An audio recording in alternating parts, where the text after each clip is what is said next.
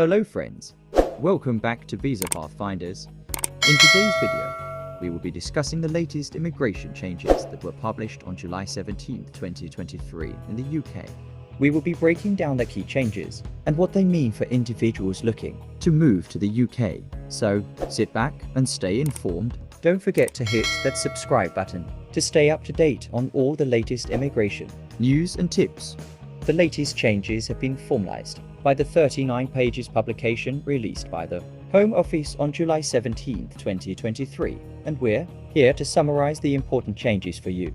There are 7 significant changes actually ranging from changes to the student route, changes to the skilled worker route, addition of new occupations, to the shortage occupation list, additional changes to GP training, asylum seekers and EU settlements among others. Update 1. Student route changes. Switching to a work visa.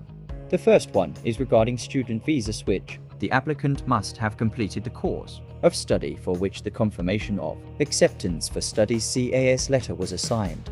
So, if your course is of 2 years, you need to finish your course. If you have not finished your course, you will not be able to switch your visa to any other work visa.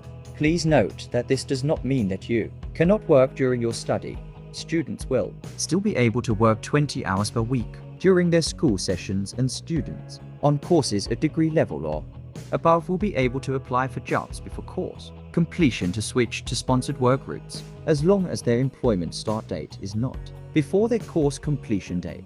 For example, if your course ends in September 2023, you cannot start with an employer as a skilled worker before October 2023. So, in the course which is called the Certificate of Sponsorship, and in your job offer letter which a licensed sponsor gives you, they should write the start date after the completion course date. Similarly, those studying towards PhDs will only be able to switch after 24 months study. The situation was that before 17th of July, if you were a PhD student, you were allowed to switch to a work visa within 12 months of your study. As you know, PhD is a longer course. It's 3 years plus. So, if you are doing your PhD now, the new rule says you should at least complete 24 months in your PhD before you should apply. And if you happen to get a sponsorship job, the start date should be only after 24 months of your course. So, say if you have started your PhD this year, and then in 3 years' time, you are about to finish it. But the moment you finish your 2 years, you can get a job, and the offer letter date can be any time after your 24 months, and then you will be eligible. Those are the 3 conditions, and I hope that you understand now. If not, please leave your questions in the comment section below. Now let's go to update number 2, which is the dependent visa. Basically, as you might have heard from this channel before, students other than PhD students will not be able to bring their dependents from January 1st, 2024.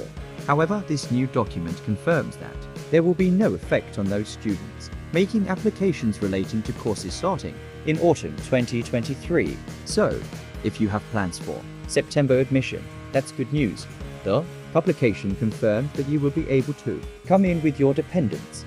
Why is the UK government planning to reduce dependents? Because as we all know that people from India, Nigeria, Pakistan and Asia were bringing a lot of dependents with them, and they were not able to cope with the number of dependents coming were more than the real applicants, which were students, and hence to cut down the number of immigrants, they are targeting dependents now.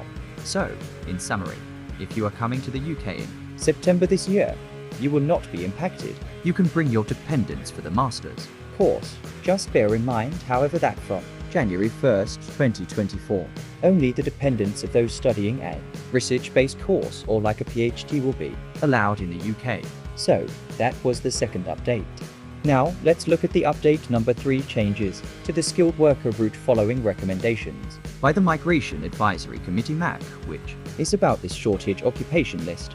Now, this shortage occupation list will be effective from 7th of August. So, what is a shortage occupation list? It's a list which is provided by the UK government where there's a shortage of people or skills or labour. All jobs in the following occupations in construction are being added to the list: bricklayers and masons 5312, roofers, roof tilers and slaters 5313, Carpenters and joiners 5315, construction and building trades not elsewhere classified 5319, plasterers and dryliners 5321.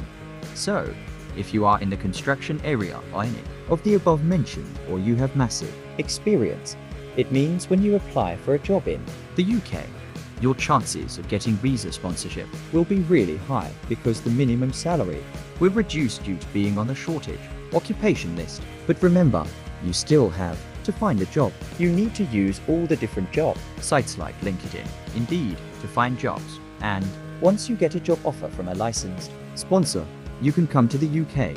To know how to search for jobs in this sector, get a sponsorship, and unlock the potential opportunities this brings, subscribe to our YouTube channel. That is all about bricklayers and the construction industry. Now, let's look at the other industries. Also, to support the fishing industry, jobs in the fishing industry in the following occupations are also being added to the shortage occupation list. Agriculture and fishing trades not elsewhere, classified 5119. Fishing and other elementary agriculture occupations not elsewhere, classified 9119.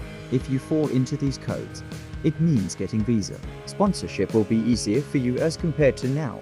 Next, update 4, which is about the general practitioner GP training changes. Currently, for people who come here for GP training, they are allowed only 14 days to find their next employer. If they don't manage to find a new employer, they have to go back to their own country. What the government has said now is, let's not only give them 14 days, let's give them 4 months. So, 4 months will be enough time for you guys to look for your next employer. Or if you want to do any other thing, you can do that within the next 4 months. Also, they have said that you will be allowed to undertake supplementary employment during this period. So, if you happen to find any other job during those 4 months, you can still do that even though you have not got a sponsorship. Now, let's move on to update number 5, which is about the visa fees. Make sure to watch our video on UK increases visa fees and health surcharge changes in ILR. It's in the description box below. Also, remember that the start date for the increment is not yet announced. The announcement on July 13, 2023 stated that the immigration health charge will increase from £624 to £1,035 per year, which is a huge jump, almost double. Watch the video for more information. Update number 6. The second change is that students get a discounted rate and children on youth mobility visa holders. Now they are increasing that amount. Also see UK increases visa fees and health surcharge changes in ILR for more detail. Let's quickly see update number 7, which is the youth mobility visa. Only yesterday, they announced that the ballot for the second draw will be open at 1:30 p.m. IST on 25th of July, and it will close at 1:30 p.m. IST on 27th of July. So, you don't have much time left. You'll be given a 48 hours window. Again, look out for our detailed video on the youth mobility visa on our YouTube channel.